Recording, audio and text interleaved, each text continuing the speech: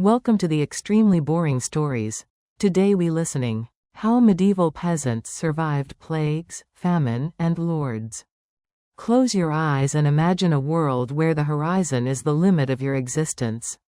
There are no engines, no humming electricity, no distant sirens. There is only the sound of the wind through the rye, the lowing of a hungry ox, and the rhythmic thud of a wooden hoe hitting sun-baked earth. This is the world of the medieval peasant, a class of people often dismissed as silent extras in the theater of history, yet they were the very foundation upon which cathedrals were built and empires were forged. To understand how they survived, we must first understand that their lives were not a series of events, but a cycle of seasons, a relentless wheel of labor where the stakes were nothing less than life itself. The story of the peasant begins not with a king, but with the soil. For the average serf in the year 1300, the land was both a mother and a tyrant.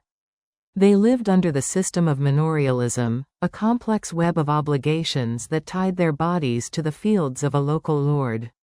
You were not a slave in the Roman sense, but you were not free. You were bound to the glebe, an extension of the landscape. When the sun rose, your day did not belong to you, it belonged to the debt you owed for the right to simply exist on a patch of dirt. The architecture of survival. The survival of a peasant family began within the walls of the longhouse. We often imagine these as dark, miserable hovels, and while they were certainly dim, they were masterpieces of functional survival. Built from wattle and daub, a mixture of mud, straw, and animal dung, these homes were designed to trap heat. In the winter, the most precious resource wasn't gold, it was calories and warmth. This is why the family didn't sleep alone. On the other side of a thin wooden partition, or sometimes just across the room, lived the livestock. The heat from a cow or a few sheep was a literal lifesaver during the bitter nights of the Little Ice Age. The air was thick with the smell of peat smoke and damp wool, but in that claustrophobic space, there was a sense of communal defiance against the cold. Survival was a collective effort. The medieval village was not a collection of individuals, but a single organism. They practiced the open field system, where land was divided into long strips. You didn't have one big fence around your property, instead, your strips were scattered among your neighbors. This ensured that no single family ended up with all the good, fertile soil while others starved on the rocky hillside. It was a built-in insurance policy. If a blight hit the northern field, everyone suffered a little, but no one person lost everything. The Lord and the law. Navigating the whims of the nobility was perhaps the most delicate survival skill of all. The lord of the manor was not just a landlord, he was the judge, the employer, and the protector. Peasants lived in a constant state of negotiated misery. They owed the lord labor debt, usually 3 days a week working his private fields, known as the domain. This left only 3 days to work their own crops to feed their children. But survival meant knowing how to work the system. While the law favored the lord, the sheer number of peasants gave them a quiet power. If a lord was too cruel, his fields would go untended, or his barns might mysteriously catch fire in the night. There was a silent contract. The lord provided the land and military protection, and the peasant provided the calories. When the harvest failed, the peasant expected the lord to open his granaries. Survival wasn't just about farming, it was about maintaining this fragile social equilibrium. But even the best-laid plans of the village could be shattered by the sky. In the early 14th century, the climate of Europe began to shift. The medieval warm period ended, and the Great Famine began. Imagine 3 years of unending rain. The wheat rotted in the stalks before it could be harvested. The salt mines flooded, meaning meat could not be preserved. This is where the true resilience of the peasant was tested. When the grain ran out, they turned to famine foods. They ground acorns into a bitter, indigestible flour. They ate the thatch from their own roofs. There are accounts of people eating the bark from trees and, in the darkest moments, the leather from their shoes. Survival in this era wasn't about health, it was about delaying the inevitable. They relied on the common, the uncultivated woods and marshes.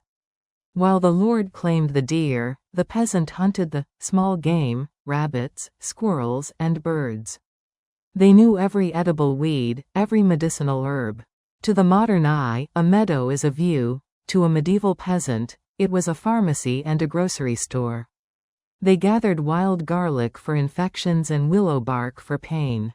This deep, ancestral knowledge of the natural world was the only thing standing between a family and a shallow grave. As the rains of the Great Famine finally began to recede, a new and more terrifying specter appeared on the horizon. In the year 1347, ships began to dock in Mediterranean ports carrying a cargo far more lethal than silk or spice. This was the arrival of the Black Death, a moment that would fundamentally rewrite the DNA of medieval society. For the peasant, who had already survived years of hunger, the plague was an invisible enemy that ignored the walls of the manor and the prayers of the priest. Survival during the plague years was a matter of brutal isolation and folk wisdom. While the wealthy fled to country estates, the peasant stayed in the village. They watched as the swellings, the buboes, appeared in the armpits and groins of their neighbors. In a world without the germ theory of disease, they believed the air itself had turned poisonous, a miasma, sent by the heavens or rising from the rotting earth. To survive, they turned to the only tools they had: fire and herbs. Villagers would light massive bonfires of aromatic wood like cedar or pine, hoping the smoke would scrub the air clean. They stuffed their pockets with dried lavender and rose petals. While we know today that these did nothing to stop the bacteria, the psychological survival afforded by these rituals cannot be understated. It gave a terrified population a sense of agency in a world that was falling apart. The Great Leveler. But something strange happened in the wake of the devastation. The Black Death killed nearly half of Europe's population, and in doing so, it accidentally gave the surviving peasants their greatest weapon: leverage. Before the plague, people were cheap and land was expensive. After the plague, land was everywhere, but there was no one left to plow it. If you were a peasant who survived the first wave, you woke up in a world where your labor was suddenly worth its weight in gold. For the first time in centuries, the negotiated misery shifted in favor of the worker. Peasants began to do something unthinkable: they walked away. They left their ancestral manors and headed to the next village over, where a desperate lord was willing to pay actual silver wages and offer freedom from labor debts just to get his crops harvested. This was the beginning of the end for the traditional feudal system. Survival was no longer just about staying alive, it was about social mobility.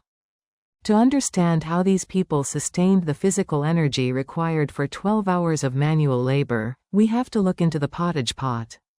The medieval diet is often portrayed as drab and tasteless, but for a survivor, it was a caloric masterpiece. The center of every meal was pottage, a thick, slow-simmered stew that stayed on the fire for days. Into this pot went whatever was available: peanuts, barley, leeks, cabbage, and the white meats, which was the medieval term for milk, butter, and cheese. Meat was a rarity, reserved for feast days, but the peasant survived on a high-fiber, low-sugar diet that would make a modern nutritionist envious. They ate massive amounts of dark, dense rye bread. This bread was so central to life that it was used as both food and plate. Thick slices of stale bread, called trenchers, served as bowls for the stew, soaking up the juices before being eaten at the end of the meal. And then, there was the ale. Water was often contaminated or simply unappealing, so the peasant survived on small beer. This was a low-alcohol, nutrient-rich brew that provided much-needed hydration and B vitamins. It was liquid bread. In a world where every calorie was a victory against the grave, the brewing skills of the alewife, the woman of the house responsible for the fermentation, were just as vital as the plowing skills of the men. Survival wasn't just physical, it was deeply mental. The medieval mind was steeped in a blend of Christian doctrine and ancient pagan echoes. The church was the only stone building in the village, and it served as the community's living room, its theater, and its fortress. The peasant survived the crushing monotony of labor through a calendar packed with holy days. We often think of medieval life as 365 days of misery, but historical records suggest that between Sundays and various saints' days, the average peasant had nearly 80 to 100 days off per year. These were not just days of rest, they were days of communal release. During Plough Monday, or May Day, the social order was briefly turned upside down. There was dancing, wrestling, and heavy drinking. These festivals acted as a pressure valve. By allowing the peasant to blow off steam and celebrate the turning of the seasons, the lords and the church ensured that the frustration of the lower classes didn't boil over into open revolt, at least, not every year. Even their view of the afterlife was a survival mechanism. The dance of death, or Danse Macabre, was a popular motif in village art, showing that in the end, the king and the peasant would both dance with the skeleton. This grim equality provided a profound comfort to those at the bottom of the social ladder. The suffering of the present was temporary, the justice of the afterlife was eternal. If you look at the hands of a medieval survivor, you would see a map of their life. Calluses thick as leather, scars from the scythe, and joints swollen from the damp. Their tools were simple but perfectly evolved for the task at hand. The heavy moldboard plough was the tractor of the Middle Ages. It required a team of 8 oxen to pull, which meant that 8 different families had to pool their resources together. This forced cooperation was the glue of the village. If you didn't get along with your neighbors, you couldn't plough your field. If you couldn't plough, you didn't eat. Survival, therefore, was a social skill. You had to be a diplomat as much as a farmer. You had to know who had the best ox, who was the best at sharpening a blade, and who could be trusted to guard the grain stores at night. Despite the newfound leverage after the plague, the relationship between the peasant and the lord remained a high-stakes game of cat and mouse. The lord's manor court was where the business of survival was codified. If your pig wandered into the lord's woods to eat acorns, you were fined. If you ground your own grain at home instead of using the lord's expensive mill, you were fined. But the peasants were masters of passive resistance.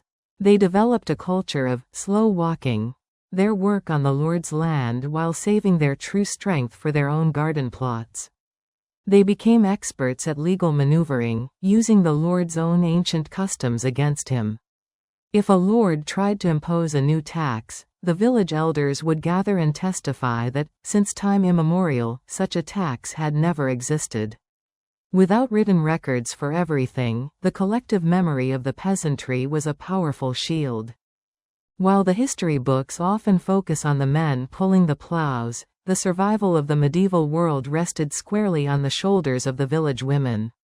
If the man was the producer of raw calories, the woman was the master of conversion. She turned flax into fabric, grain into ale, and raw milk into cheese that could last through a lean winter. This was the domestic economy, a world of invisible labor that kept the gears of the manor turning.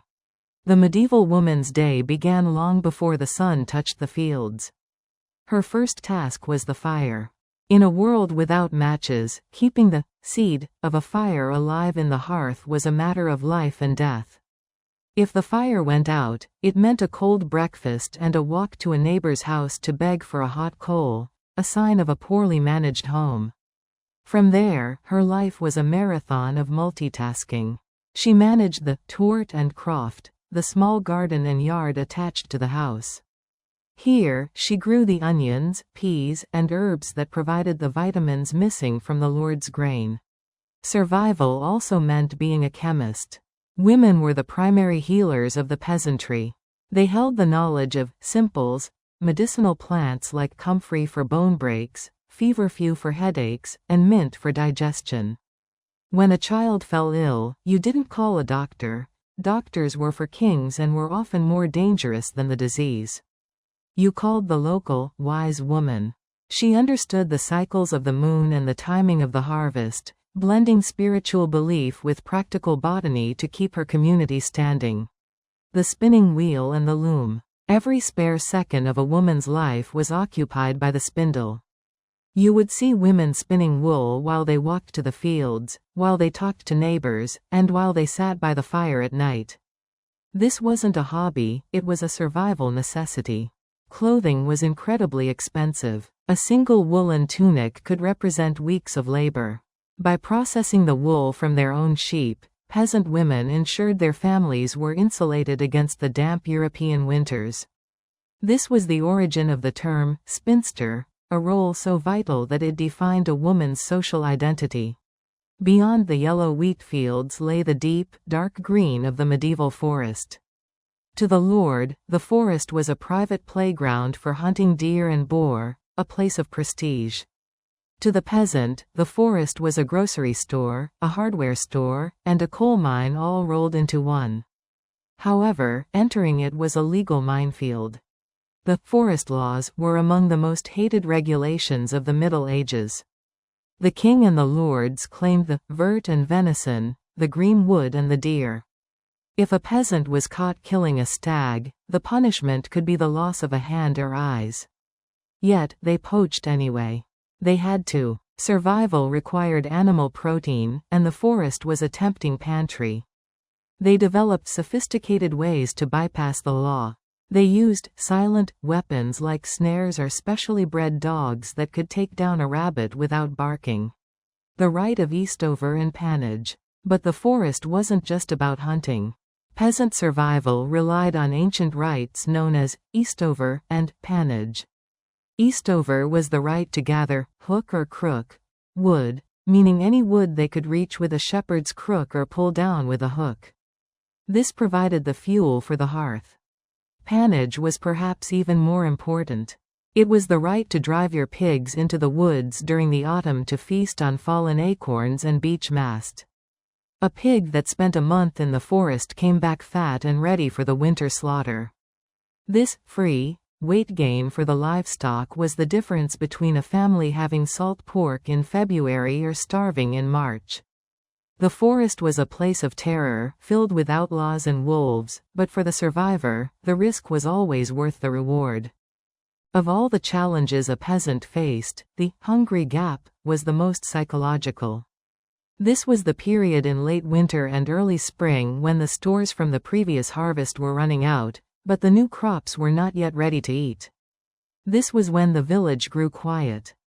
To survive the winter, the peasant practiced a form of semi-hibernation.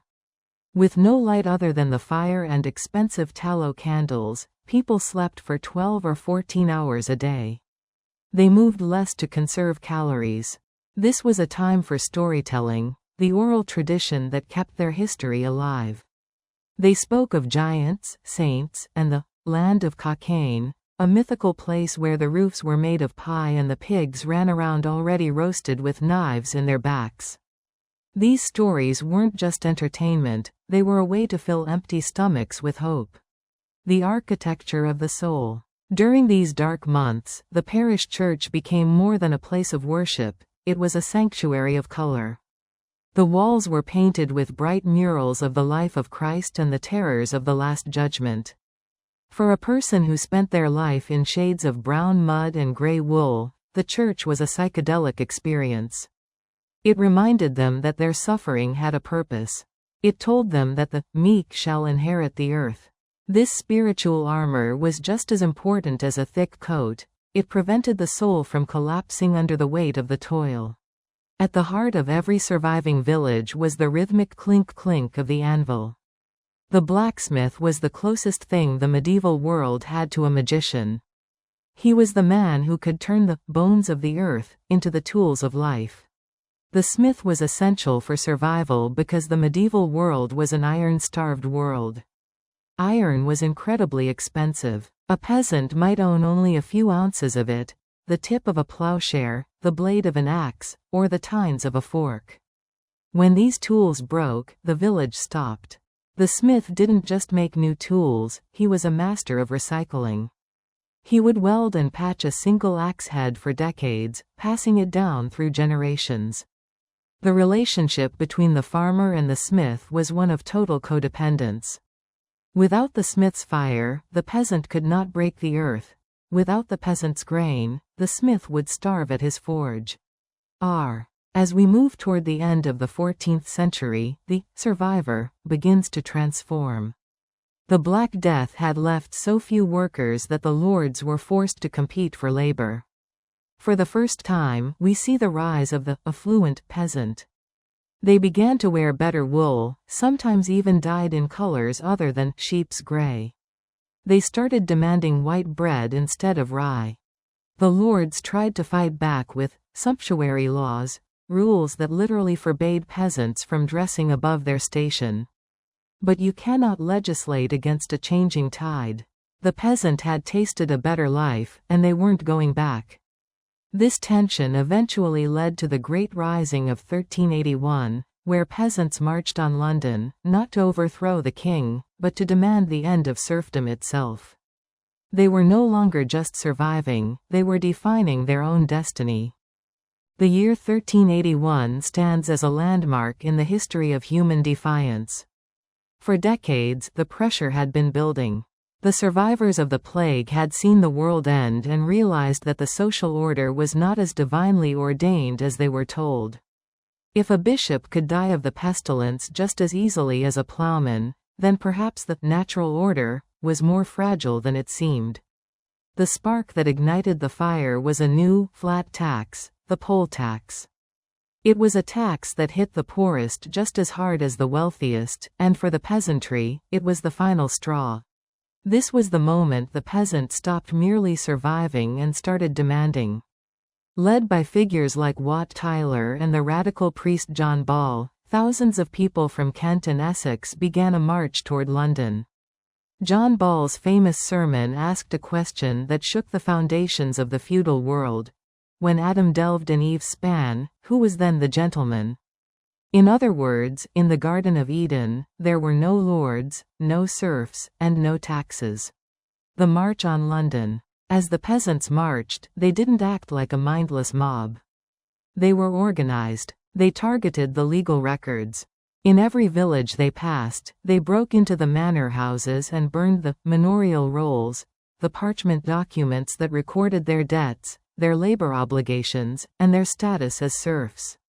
To the peasant, survival now meant the destruction of the written word that bound them. When they reached London, the gates were opened by the city's own poor. For a few days, the world turned upside down. The Archbishop of Canterbury was executed, and the king, a mere boy named Richard II, was forced to meet the rebels at Smithfield. The peasants didn't want to kill the king. They wanted him to be their leader and to abolish serfdom. While the revolt was eventually suppressed and its leaders executed, the message was sent: the era of the submissive, silent peasant was over. The lords realized that if they pushed too hard, the very hands that fed them would become the hands that strangled the system. To understand how these people lasted for centuries, we have to look at their agricultural ingenuity. They didn't have chemical fertilizers or tractors, but they had a sophisticated understanding of nitrogen and soil health that we are only now beginning to appreciate again. This was the three-field system. By dividing the village land into three sections, one for winter crops like wheat or rye, one for spring crops like oats or beans, and one left, fallow, to rest, they ensured the soil wasn't exhausted. The beans and peas were particularly crucial. They didn't know the word nitrogen, but they knew that where legumes grew, the next year's wheat would be stronger. They also practiced marling, which involved digging up clay or lime from deep underground and spreading it over the topsoil to balance the acidity. This was backbreaking work, moving tons of earth by hand, but it was an investment in the future. A peasant wasn't just farming for tomorrow, they were farming for their grandchildren. This long-term thinking was a cornerstone of their survival strategy. What was it like to inhabit the body of a medieval survivor? Skeletal remains from the era tell a story of incredible strength and immense wear and tear. The archery laws in England required every able-bodied man to practice with the longbow every Sunday. This wasn't just for fun, it was a national defense strategy.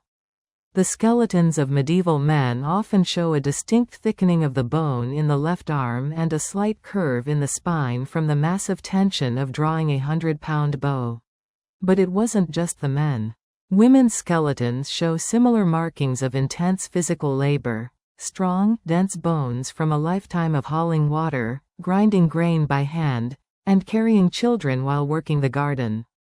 They were, by modern standards, elite athletes in terms of functional strength. However, this strength came at a cost. Osteoarthritis was common even in those in their 30s. Their teeth were often worn down to the gums because of the mill grit, tiny fragments of stone that ended up in the bread from the grinding process. Survival was etched into their very bones. They were a people built of gristle and grit. The village was more than a collection of houses, it was a fortress of mutual aid. In a world without insurance companies, the tithing system was the safety net. Every man was part of a group of 10, responsible for the behavior and the welfare of the others. If one man's barn burned down, the other 9 were culturally and often legally obligated to help him rebuild. This extended to the commons. The common land was the heart of the village. It was where the poorest widow could graze her one goat and where the village gathered to celebrate. The enclosure of these lands, when lords began to fence them off for sheep farming, was seen by the peasants as a literal death sentence. To lose the commons was to lose the ability to survive independently. Much of the folk music and poetry of the later Middle Ages mourns the loss of these open spaces, proving how central they were to the peasant's soul. The way the medieval peasant spoke was rooted in the earth. Our modern language is still haunted by their terms. When we talk about breaking new ground, or being straight-laced, or having one foot in the grave, we are using the metaphors of the medieval field and cottage. Their stories were filled with the fox and the wolf, fables where the small, clever animal outwits the large, powerful one. These were coded lessons in survival. They taught the younger generation that you don't always have to be the strongest to survive, you have to be the most adaptable. They prized cunning as a primary virtue. In a world where the law was written by the lords, the peasant survived through the law of the clever. As we approach the late 15th century, the figure of the peasant begins to fade, replaced by the yeoman, or the tenant farmer. The old ties of blood and soil were being replaced by ties of cash and contract. This was a bittersweet transition. It offered more freedom, but less security. The old village organism was breaking apart into individual households. The medieval peasant had survived the most brutal centuries of European history through a combination of communal solidarity, deep ecological knowledge, and a stubborn, quiet defiance. They were not the miserable, mud-caked caricatures we see in movies. They were the masters of their environment, the inventors of the modern landscape, and the ancestors of nearly everyone living today. Their story is a testament to the fact that even in the face of plague, famine, and oppression, the human spirit doesn't just endure, it finds a way to grow. To truly grasp the mechanics of survival, we must step out of the grand timeline of history and into the boots of a single individual. Let us follow a man named Thomas, a typical tenant in a 14th-century village, on the longest day of the year. The summer solstice is not a time of pagan celebration for Thomas, it is a high-stakes race against the sun. At 4 in the morning, the world is a symphony of grays. There is no alarm clock, only the internal rhythm of a body tuned to the light. Thomas rises from a mattress stuffed with straw and dried bracken. His first sensation is the stiffness in his lower back, the peasant's mark, a permanent ache from 2 decades of leaning over a spade. He does not dress, for he slept in his linen braise and tunic. Clothing is too precious to be tossed about, it is worn until it disintegrates. His wife, Alice, is already at the hearth. The fire, which was banked under a layer of ash the night before, is blown back into a glow. Breakfast is not a social event. It is a functional refueling. They eat a chunk of dark, sour rye bread and drink a mug of watered-down ale. This ale is their liquid gold. It provides the calories and the mild hydration needed for the sweat to come. The long walk to the strips. By 5, Thomas is walking toward the great field. He carries a scythe, its blade honed to a terrifying sharpness. In his satchel is a whetstone and a small leather bottle of whey. As he walks, he passes the strips of his neighbors. He knows every inch of this land. He knows which dip in the ground holds water too long and which patch of soil is hungry and needs more manure.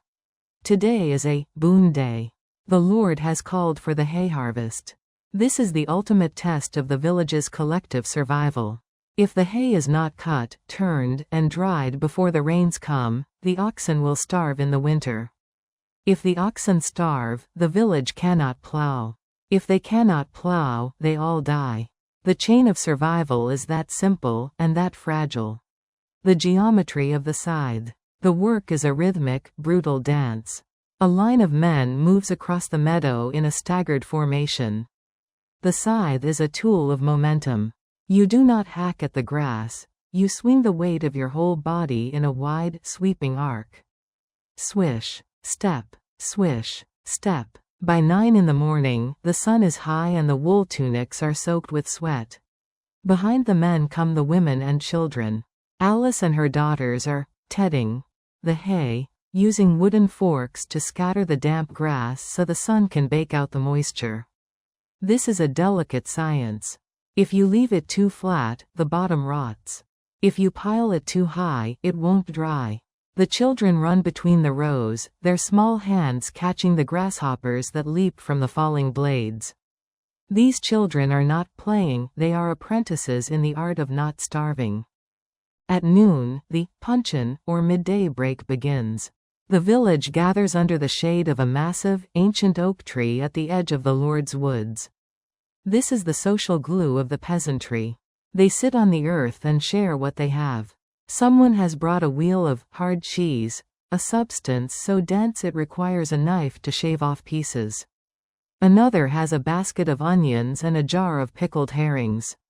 The conversation is not about politics or the king's wars in France. It is about the price of wool, the health of the priest's cow, and the rumors of a new mill being built 3 villages away. They speak in a thick, local dialect, peppered with proverbs. A rolling stone gathers no moss, someone says, referring to a young man who has run away to the city. To the peasant, moss is stability, family, and a filled granary. To be without moss is to be a dead man walking. During the afternoon heat, the village priest, Father John, walks among the workers. He is one of them, the son of a peasant who was tonsured and taught a bit of Latin. He doesn't just offer prayers, he offers a theological justification for their exhaustion. He tells them that their sweat is a holy sacrifice. He speaks of the labors of the months, a concept carved into the stone of the great cathedrals. In the medieval mind, work was not a curse, it was a way to restore the fallen world. By tilling the earth, they were participating in a divine plan. This belief is a massive survival tool. It turns the misery of labor into a mission of faith. When your muscles are screaming and your hands are bleeding, believing that God is watching your every swing of the scythe makes the burden slightly lighter. The sun begins to dip at 8, but the peasant's day is only 2/3 over. As the boon work for the Lord ends, Thomas and Alice return to their own small plot, the tort. This is where the survival of the individual family happens.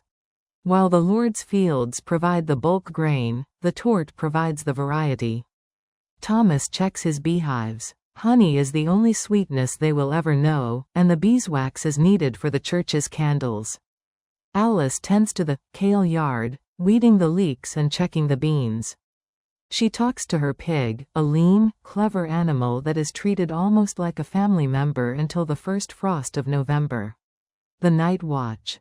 Inside the longhouse, the smoke from the hearth rises to the rafters, where it helps cure the hams hanging from the ceiling. They eat a bowl of pottage. Today it is green pottage, made from young nettles and parsley. It is light and refreshing after the heat of the field. Before sleep, Thomas performs the final ritual of survival, the cover fire, or curfew. He covers the embers with a ceramic pot to ensure they don't spark a blaze in the night. In a village made of straw and wood, a single stray spark could delete a century of survival in 30 minutes. They lie down as the last light fades. There is no reading, no pondering. There is only the heavy, dreamless sleep of the physically exhausted. They have survived another day. They have moved the hay. They have fed the pig. They have kept the fire. In the grand scheme of the universe, it seems small. But for Thomas and Alice, it is a triumph. Not all threats were as obvious as a lord's tax or a dry summer. Sometimes, survival was sabotaged by the very food that was meant to sustain them. During damp summers, a fungus called clavicles purpureal, or ergot, would grow on the rye. When the peasants ground this tainted grain into flour, they were inadvertently creating a powerful hallucinogen. The result was St. Anthony's fire. Villagers would suffer from agonizing burning sensations in their limbs, followed by gangrene or, more famously, dancing manias. Groups of peasants would wander from village to village, dancing uncontrollably until they collapsed from exhaustion or heart failure. Because they didn't understand the fungus, they believed they were possessed or cursed. Survival in this instance meant a community coming together to care for the afflicted, often taking them to shrines or holy wells. It is a reminder that the medieval world was a place where the physical and the supernatural were inextricably linked. A bad harvest didn't just mean hunger. It could mean the literal loss of your mind. While the farmer provided the muscle, the survival of the medieval community depended on a few specialized individuals who possessed mystery or craft knowledge. These were the people who transformed raw, inedible, or unusable materials into the necessities of life. Chief among these was the miller. The mill was the engine room of the medieval world. Whether powered by a rushing stream or the invisible hand of the wind, the mill was a place of high technology and deep suspicion. To the peasant, the miller was a necessary evil. You had to bring your grain to him, often by law, and he would take a culture, a portion of your flour as payment. But the miller was also a guardian of survival.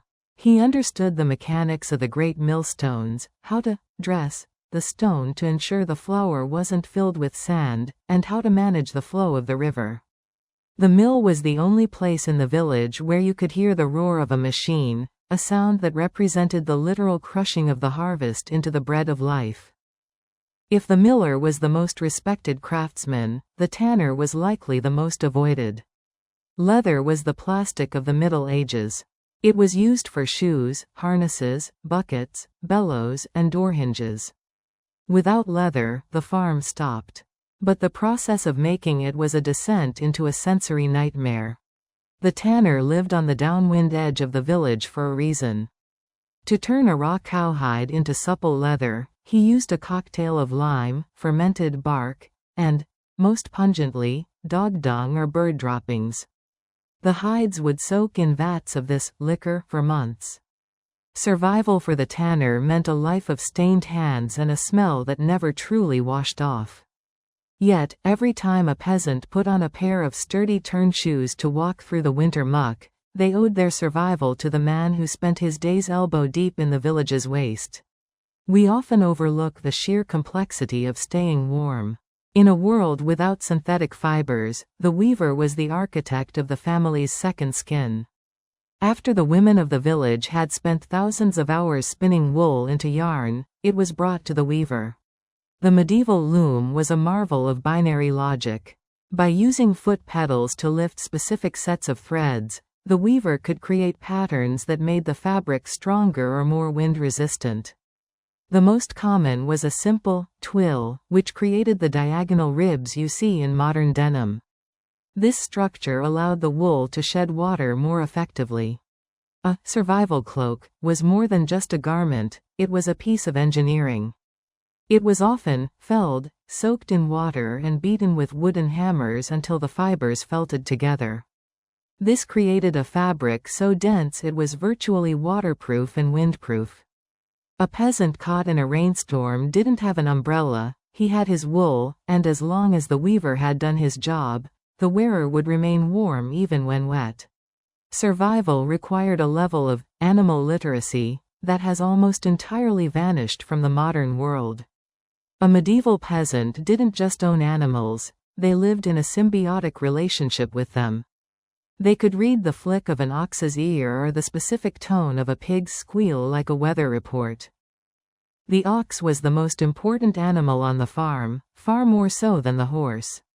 Horses were fast, but they were expensive to feed and fragile. An ox was slow, steady, and could survive on poor quality straw. They were the slow burn engines of the fields. Training an ox was a work of patience. It took years to yoke a pair together so they would pull as one. Peasants would sing to their oxen, a tradition known as ox calling, using low, melodic chants to keep the animals calm and rhythmic during the heavy pull. If an ox died, it was a tragedy equivalent to a modern family losing their house. The community would often pool their money to buy a replacement, because a village without an ox team was a village that could not feed itself. If the ox provided the labor, the sheep provided the capital. Sheep were the savings accounts of the peasantry. They grazed on the marginal lands where nothing else would grow, turning scrub brush into wool and manure. In the late medieval period, as the wool trade with Flanders exploded, even a humble peasant could find a path to wealth through sheep.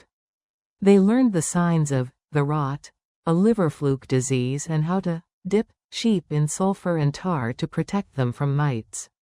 The sheep was the only animal that could pay your taxes for you. One good shearing season could mean the difference between being a subsistence farmer and being a prosperous one. To survive, the peasant had to be an expert in the secondary harvest, the things that grew without being planted. They lived by a wild calendar that sat alongside the church calendar. April, the time for gathering piddock and wild leeks to cleanse the blood after a winter of salted meats. June, the season for elderflowers, used to cool fevers and flavor the thin summer ale. September, the nutting season. Hazelnuts and walnuts were collected in massive quantities. These were brain food, high in fats and proteins that could be stored in a dry corner for months. November, the slaughter month. This was the most visceral time of the year. With the grass dying, the village could not support all the livestock through the winter. This was the time for the great salt. Every part of the animal was used, blood for black puddings, fat for candles, tallow, and bladders for storage bags. Nothing, absolutely nothing, was wasted. In many villages, the common oven was a symbol of both lordship and survival. Most peasants were forbidden from having a large oven in their own homes because of the fire risk. Instead, they had to pay a small fee to use the Lord's oven. Every Sunday after church, the oven would be fired up with huge bundles of brushwood. The women would bring their loaves, each marked with a unique bread mark, a specific cross or notch, so they could tell them apart. As the oven cooled, they would put in slow-cooking bean stews or dry their grain to prevent mold. This was the village's information hub.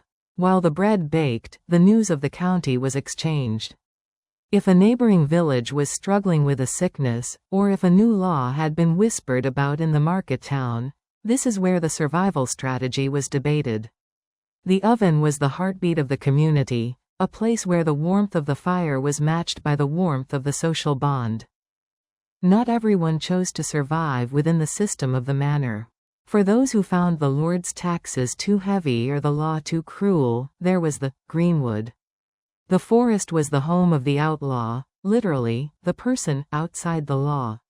Contrary to the romantic legends of Robin Hood, the life of a medieval outlaw was a brutal struggle. They were wolves' heads, anyone could kill them without trial.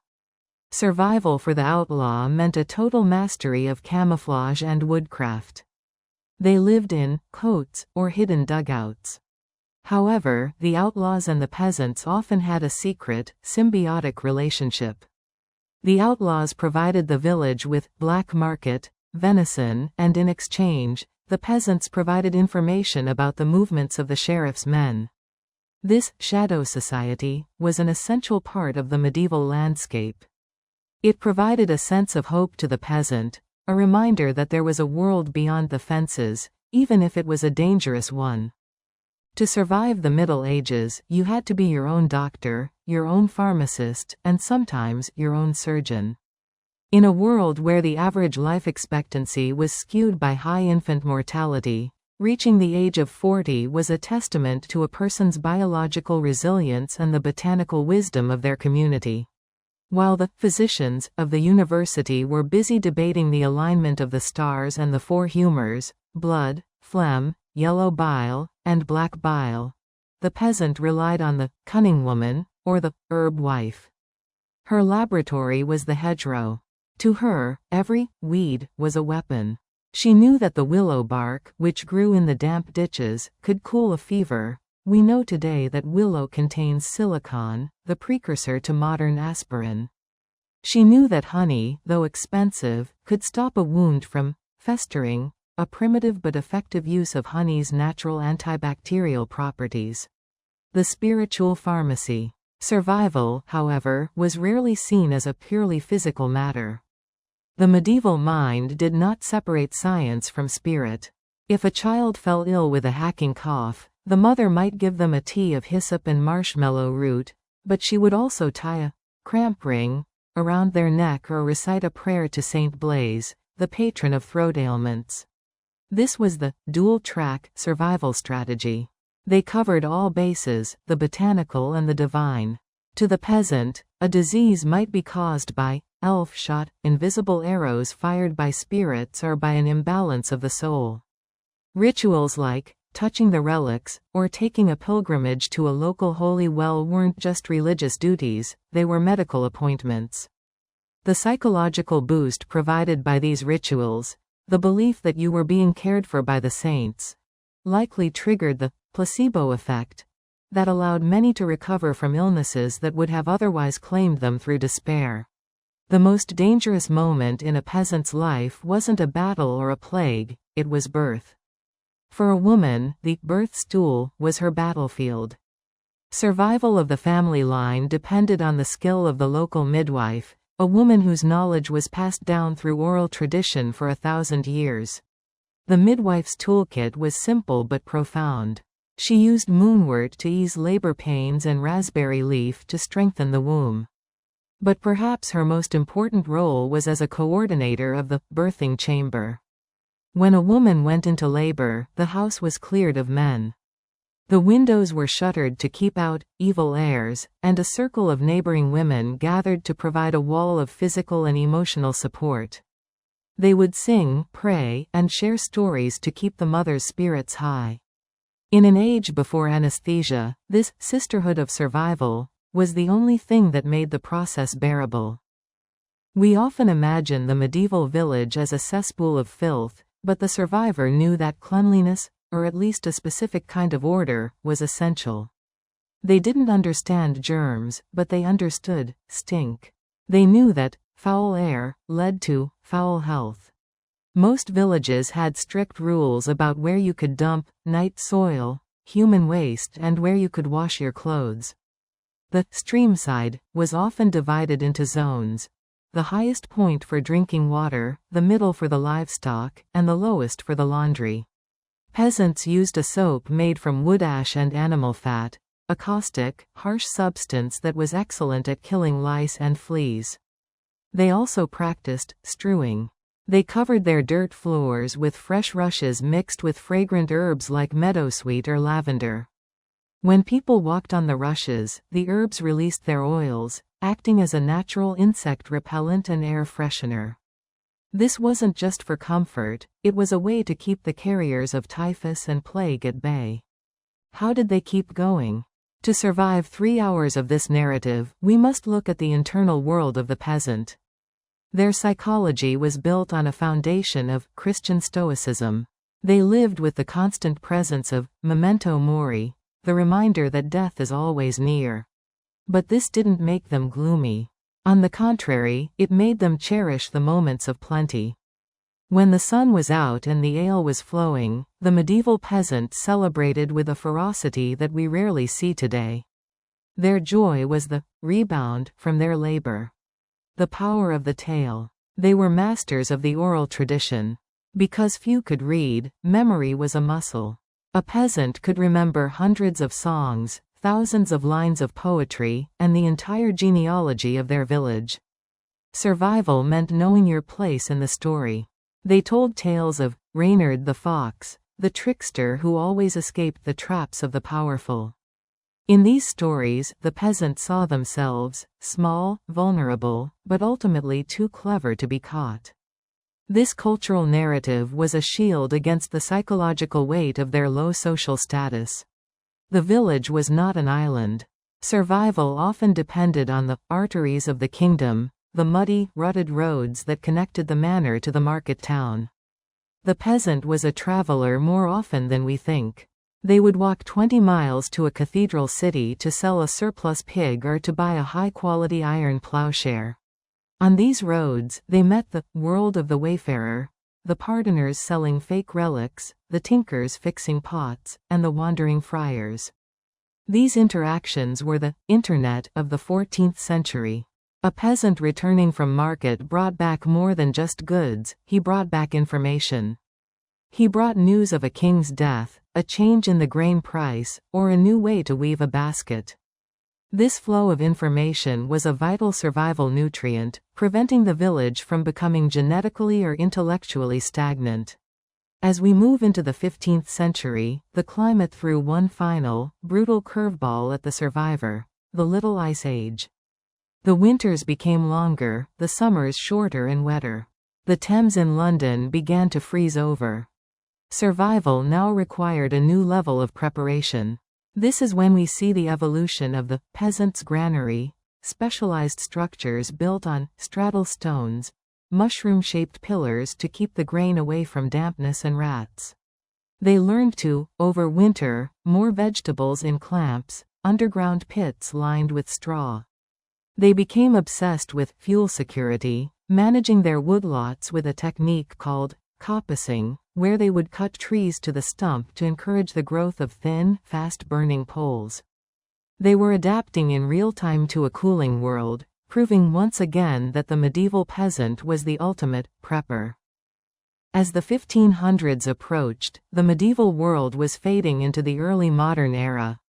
The printing press was beginning to spread, the New World was being mapped, and the old feudal bonds were snapping under the weight of a new, money-based economy. But the peasant did not disappear. They simply changed names. The survivor of the plague and the famine became the ancestor of the modern worker. They left behind a world shaped by their hands, the hedges we see in the English countryside, the stone walls of the Alps, the very layout of our modern towns.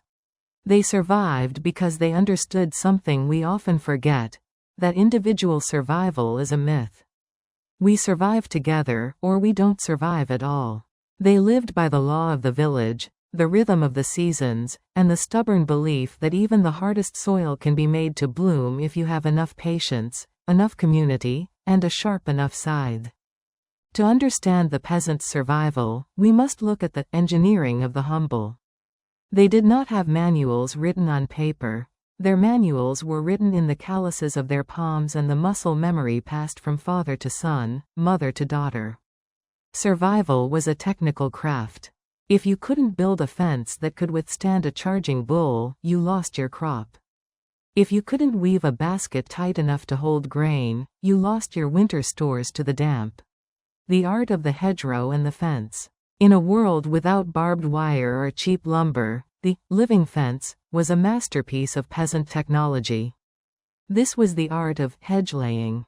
They would plant hawthorn or blackthorn and, once it reached a certain height, they would partially cut the stems, just enough to bend them over without killing them. They would then weave these living branches together. The result was a thick, thorny barrier that actually grew stronger and denser every year. It was a biological wall. These hedges provided more than just a boundary, they were a source of fuel, a habitat for small game like rabbits, and a windbreak for the delicate crops. A well-maintained hedge was the sign of a prosperous farmer. It was his first line of defense against the chaos of the outside world. The weaver of willows. Beyond the fields, down by the marshy edges of the river, grew the willow and the hazel. These were the plastic of the 14th century. Every peasant was, to some degree, a basket weaver. They used a technique called wattle. By weaving flexible willow branches, known as withies, around upright stakes, they could create everything from a small egg basket to the very walls of their homes. When this wattle was smeared with daub, a mixture of clay, straw, and cow dung, it created a surface as hard as modern plaster. It was breathable, insulating, and, most importantly, free. A man could harvest his house from the riverbank and the forest floor. This meant that even the poorest serf, if he had the skill and the time, could provide a dry shelter for his family. The taft, or the kitchen garden, was a chemical laboratory. Survival depended on the potager system, a way of growing food that ensured something was always edible, regardless of the month. They practiced companion planting centuries before the term was invented.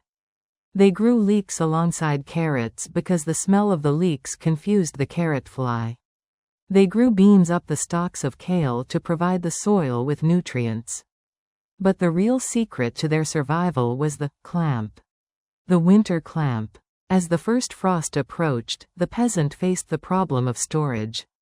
Without refrigeration, how do you keep a turnip from rotting or freezing? They built clamps. They would dig a shallow pit, line it with a thick layer of dry straw, and pile their root vegetables inside in a pyramid shape. They would then cover the whole pile with more straw and a thick layer of earth, leaving small chimneys of straw for ventilation. This created a natural, insulated cellar that kept the vegetables just above freezing. If you did it right, you had fresh food in March. If you did it wrong, the moisture would turn your entire harvest into a fermented, stinking mush, and your family would face the hungry gap with empty bellies. November was known as the blood month. It was the time of the great slaughter. This was not a time of cruelty, but a time of cold, hard mathematics. A family had to calculate exactly how many animals their stored hay could support through the winter. Any animal that didn't make the cut had to be put to the knife. The slaughter was a communal event. Nothing was wasted because nothing could afford to be. The blood was caught in bowls and stirred immediately with salt to make black pudding. The intestines were cleaned and turned into sausage casings. The fat, or suet, was rendered down into tallow for candles or stored in crocks for cooking. The meat itself was preserved through salting, or smoking. In the chimney of the longhouse, the constant smoke from the peat fire acted as a natural preservative. A side of bacon hanging in the rafters was like a gold bar in a vault. It was wealth you could eat. The ability to properly cure meat was the difference between a winter of strength and a winter of scurvy. The most iconic tools of the peasant were the sickle and the scythe. These weren't just blades, they were extensions of the human body, evolved over 1,000 years. The sickle was the tool of the wheat harvest. It had a serrated edge that sawed through the stalks. The harvester would grab a handful of grain and cut it. This was slow, precise work that ensured not a single grain was lost. The scythe, however, was the heavy artillery. With its long blade and snath, the wooden handle, it was used for mowing hay. A master mower could clear an acre of grass in a single day. But the scythe was dangerous. One slip of the whetstone or one stumble in the uneven field could result in a severed artery. Survival required a terrifying level of focus. These people worked in a state of flow, their bodies moving with a grace and power that modern humans rarely achieve. If you were to touch the clothes of a medieval survivor, you would find them surprisingly heavy and coarse. Everything was homespun. After the wool was sheared and spun, it was woven into russet, a cheap, undyed cloth. To make this cloth survive the elements, they used lanolin, the natural oil from the sheep's wool. They didn't wash the oil out, they left it in. This made their tunics naturally water-resistant. If a peasant was caught in a drizzle, the water would simply bead up and roll off the wool. They also practiced darning and patching as a high art. A tunic would be patched until the original fabric was almost invisible. This wasn't a sign of poverty so much as a sign of respect for the labor that went into the garment. To throw away a piece of cloth was to throw away the hundreds of hours a mother or grandmother had spent at the spindle. Their clothes were a living history of their family's survival. Finally, we must look at the archive of the mind. In a world without books, the elders were the village's search engines. A man of 60 was a rare and precious resource. He remembered the Great Famine of 40 years ago. He knew which spring never dried up during a drought. He knew the marks on the trees that indicated a boundary set 100 years prior. Survival was a game of memory. The elders held the customs of the manor. When a lord tried to claim a piece of common land, the elders would stand in the court and recite the oral history. My father told me, and his father told him, that this land has been for the sheep since the time of the old kings. This collective memory was the peasants' only legal defense. They survived by knowing who they were, where they came from, and exactly what they were owed. As we approach the twilight of the medieval era, we witness the birth of a new kind of survivor. The world was changing, not through a single event, but through a slow, tectonic shift in how humans related to the earth and to each other. The peasant, who had for centuries been defined by his bondage to the Lord, was beginning to transform into the tenant farmer and the free laborer. This was the great transition, and it required a whole new set of survival skills. The old system of manorialism was dying because it was inefficient. The lords, realizing they could make more money by renting out their land for cash rather than demanding days of forced labor, began to commute services. For the peasant, this was a double-edged sword. It meant freedom from the lord's whim, but it also meant the loss of the lord's protection. If your crop failed in the year 1200, the lord might feed you to keep his property alive. By the year 1500, if you couldn't pay your rent, you were simply evicted. Survival shifted from a social obligation to a financial competition. The rise of the yeoman. Out of the ashes of the Black Death and the peasant revolts rose the yeomanry. These were the super survivors, peasants who had managed to accumulate enough land, luck, and silver to become a middle class. The yeoman was a transitionary figure. He still worked the land, but he often employed others to do the heaviest lifting. He lived in a house with modern luxuries, perhaps a chimney that actually worked, or a few panes of precious glass in the windows. The yeoman's survival strategy was accumulation. They began to enclose their own fields, separating their strips from the common land to experiment with new breeds of sheep and more efficient crop rotations. This was the beginning of the individual, the person who defines their success not by the village's health, but by their own profit. We often think of the Industrial Revolution as starting with steam engines and coal mines, but the seeds were planted in the medieval peasant's workshop. The putting out system was the first step toward the factory. Merchants from the cities would bring raw wool to the peasant cottages. During the long, dark winter months when the fields were frozen, the family would sit around the hearth and perform industrial tasks. The father would card the wool, the mother would spin it, and the older children would weave it. This was cottage industry. It was a survival tactic to bring in extra cash, but it fundamentally changed the peasant's mindset. They were no longer just producing for their own stomachs, they were producing for a global market. The wool spun in a tiny hut in the English Midlands might end up being worn by a merchant in Florence or a soldier in Poland. The peasant was becoming a link in a global chain, and their survival now depended on things happening thousands of miles away: wars, trade routes, and the fluctuating price of gold. One of the most tragic chapters in the story of the peasant is the enclosure movement.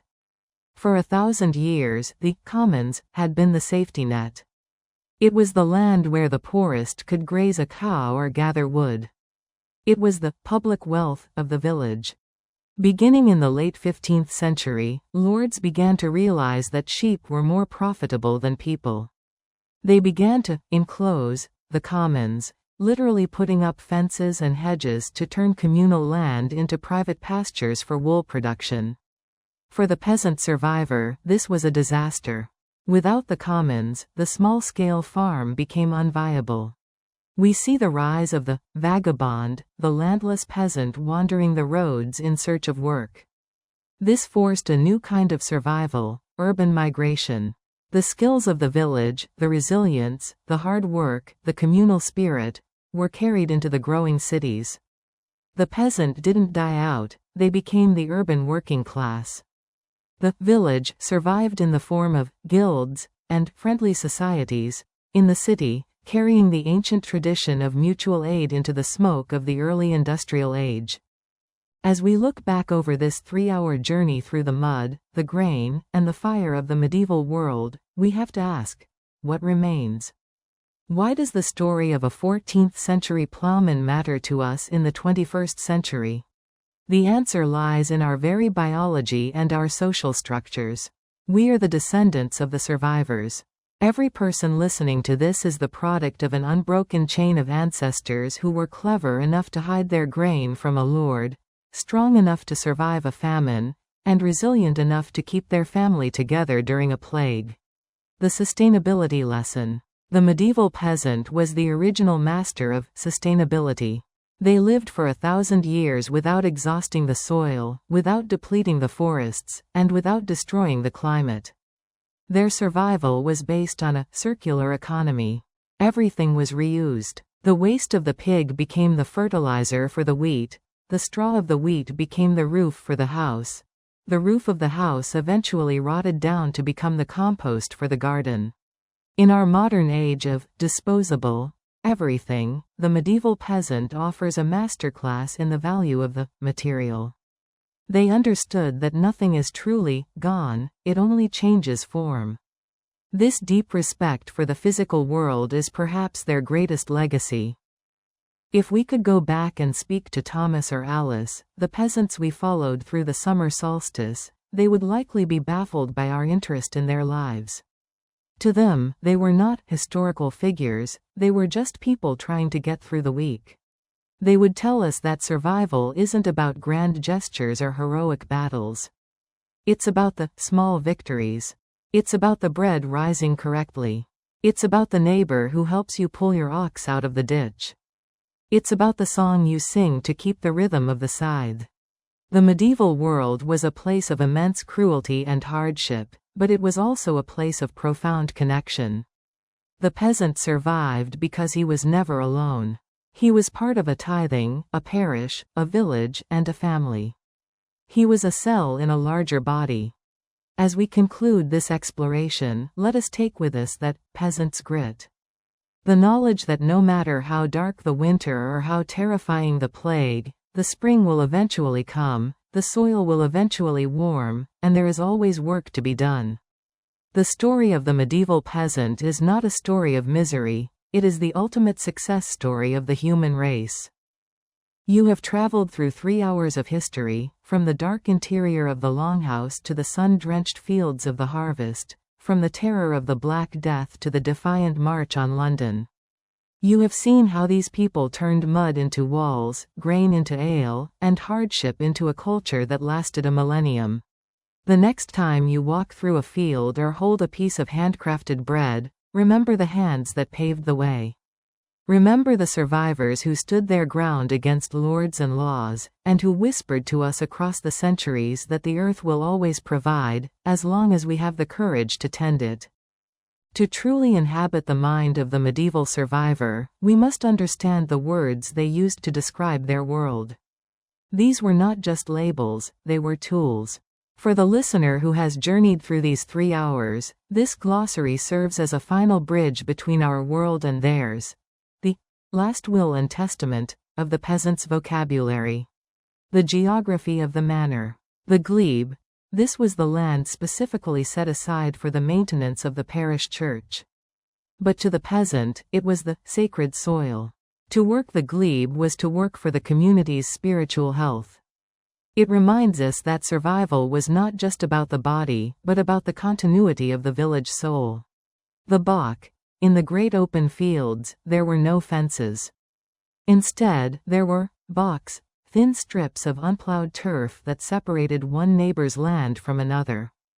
The bach was a place of constant negotiation. To encroach on a bach was the ultimate neighborly sin, a theft of space that could lead to blood feuds. The headland. This was the area at the end of the field where the heavy 8-ox plow team had to turn around. Because it was trampled by 16 hooves and a heavy wooden frame, the soil was packed tight. The headland was often the last place to be planted and the first place where children would gather to watch the work, a threshold between the wild and the cultivated. The tools of daily defiance. The flail. A simple tool consisting of 2 pieces of wood joined by a leather thong. It was used to beat the grain from the husks in the winter barn. But the flail also represented the peasant's hidden potential for violence. In times of revolt, the flail was easily turned into a weapon that could crush a knight's helmet as easily as a stalk of wheat. The tallow. This was the rendered fat of sheep or cattle. While the lords burned beeswax candles that smelled of honey, the peasant survived by the light of rushlights, pith from rushes dipped in tallow. They smelled of burning meat and produced a smoky, flickering light. To save the tallow was to survive the winter nights. The clout. A simple piece of cloth or leather used to patch a garment. The word clout eventually came to mean power or influence, but to the medieval survivor, it meant the ability to mend. A man with many clouts was a man who knew how to make things last. The social contracts. The Harriet. This was perhaps the most bittersweet law of survival. When a peasant died, the lord had the right to seize his best beast, usually the family's finest ox or cow, as a death tax. Survival for the grieving family meant having enough of a second best to keep the farm running. It was a brutal reminder that the Lord's reach extended even into the grave. The boon work. These were the gift days of labor given to the Lord during harvest. They were called boon, meaning a favor, but they were mandatory. To survive the boon work, peasants created a culture of festive labor, turning the forced work into a competition of strength and song, reclaiming their dignity through the very sweat they were forced to give away. We have come to the end of our 3-hour chronicle. We have seen the peasant not as a victim of history, but as its most resilient protagonist. They were the masters of the long game. They knew that empires rise and fall, that kings come and go, but the cycle of the seed and the soil remains. If there is one lesson to take from the medieval survivor into our modern, fast-paced world, it is the lesson of the hedge. A hedge is not built in a day. It is planted, it is nurtured, it is cut back so that it may grow stronger, and it is woven together with the hands of neighbors. Our lives, too, are hedges. We are shaped by the trials we survive, and we are made strong by the people we choose to stand beside. The voice of the medieval peasant is still there, if you listen closely. It is in the rustle of the wind through the grain, the smell of woodmote on a cold October night, and the stubborn persistence of the human heart to find joy in the face of the impossible. The voice of the village. In an age without wristwatches, the church bell was the master clock. But it spoke a complex language. There was the angelus, calling the workers to prayer at dawn, noon, and dusk. There was the passing bell, a slow, somber tolling that told the village a soul was departing, triggering a communal moment of reflection and a whispered prayer for a neighbor. And most importantly, there was the common bell, a frantic, clanging alarm that signaled fire, invasion, or a royal proclamation. To survive was to know the grammar of the bell and to react without hesitation. The sharpening stone, the edge of life. One of the most persistent sounds in a summer village was the rhythmic shri shri shri of the whetstone against steel. A dull tool was a death sentence for productivity. A peasant spent nearly 10% of their working day sharpening. This sound was a reminder of the constant battle against friction and wear. It was the sound of preparation.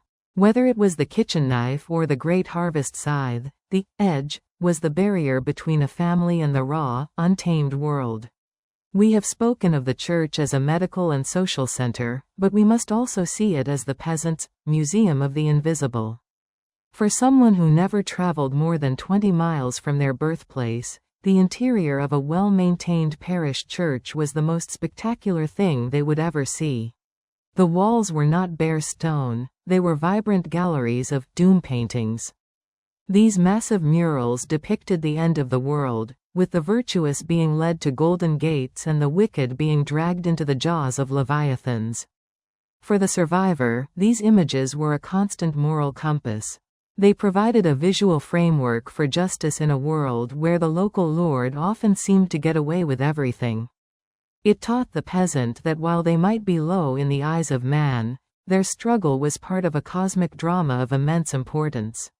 While we focus on plagues and famines, the peasant's daily survival was a war against the small. The three great thieves of the medieval granary were the rat, the weevil, and the damp. The feline protector. The cat was not a pet in the medieval village, it was a high-functioning security guard. A good mouser was a prized asset. Peasants would even leave small tithes of milk for the cats that guarded the community grain stores.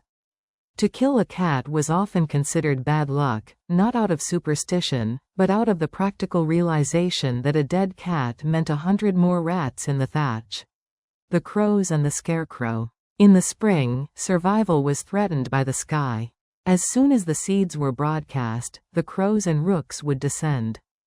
This gave rise to the bird starver, usually a child of 5 or 6 years old whose only job was to stand in the field from dawn to dusk with a wooden clapper, making as much noise as possible. This was a child's first lesson in survival. That even the birds are your competitors for the next winter's bread. We often make the mistake of thinking that because life was hard, medieval people were cold or unfeeling. Nothing could be further from the truth. Their survival depended on deep emotional bonds. Marriage was a working partnership. A man didn't just look for a wife, he looked for a helpmeet, someone who could manage the dairy while he was in the field, someone who understood the alchemy of the pottage pot. But the court records of the time are filled with amour, letters and testimonies of genuine affection. They wrote songs about the nut-brown maid and the rose of the garden. When a child was lost, which happened with tragic frequency, the grief was not lessened by its commonness. We find small toys in medieval graves, tiny wooden horses, clay dolls, and polished stones. These are the artifacts of a love that refused to be crushed by the statistics of mortality. Survival meant finding the strength to love again, to build a new family, and to keep the flame of the household burning despite the shadows. The hidden science of the village crafts. As we venture further into our third hour, we must look at the low science that governed the peasant's world. While the Renaissance was beginning to bloom in the Italian city-states, the northern peasant was perfecting a different kind of mastery, the mastery of the elementals. Survival required a deep, practical understanding of physics, chemistry, and biology, even if they lacked the formal names for these disciplines. The physics of the watermill. The watermill was the supercomputer of the medieval village. It was a massive investment of communal capital and engineering. The miller had to understand the head of the water, the pressure created by the fall of the stream. They developed overshot and undershot wheels, each designed for the specific flow of their local river. Inside the mill, a series of wooden gears, often carved from apple wood for its durability and resistance to splitting, translated the vertical motion of the wheel into the horizontal rotation of the millstones. The miller had to balance stones that weighed over a ton so perfectly that they could grind grain into a fine powder without touching each other and creating sparks. One spark in a dust-filled mill could lead to a catastrophic explosion. Survival in the mill was a constant dance with mechanical precision. The chemistry of the dye vat. While the peasants' everyday clothes were sheep's gray, the festive culture of the Middle Ages was surprisingly colorful. Survival of the spirit required beauty, and the village dyer provided it. Using mordants, substances like alum or even fermented urine, the dyer fixed colors into the wool. They used wad for blue, a plant that required a complex fermentation process to release its pigment. For yellow, they used weld, and for the rarest of reds, they used madder root. The dyer's hands were permanently stained, a mark of their trade. This chemistry was a closely guarded secret, passed down through whispers. It allowed the peasant to step out of the drab reality of the field and into the vibrant colors of the feast day, a psychological transformation that was essential for long-term endurance. By the third hour of our narrative, we must address the peasant on the move. The myth of the medieval peasant never leaving their village is a modern invention. Records show that peasants were surprisingly mobile, traveling to fairs, shrines, and markets. The carts and the carriers. Transportation was a major hurdle for survival. A peasant might produce a surplus of grain, but if he couldn't get it to a market where prices were higher, it would rot. This led to the development of the great cart. These weren't the flimsy wagons of films. They were heavy, reinforced vehicles with massive wheels designed to survive the sloughs of despond, the knee-deep mud of the royal roads. Professional carriers emerged from the peasantry. These were men who owned a team of horses and made their living by hauling goods between villages. They were the truckers of the 14th century. They knew which roads were safe from outlaws and which bridges were likely to wash out in a spring flood. This network of carriers ensured that even when one village faced a local famine, grain could be brought in from a neighboring county. It was a primitive but effective supply chain that saved countless lives. The ethics of the village, the price of bread. In the third hour, we must look at the moral survival of the community. The medieval peasant lived by a concept known as the just price. In a world of scarcity, greed was seen not just as a sin, but as a threat to everyone's survival. If a baker tried to raise the price of bread during a bad harvest, he didn't just face a fine, he faced the hue and cry of the village.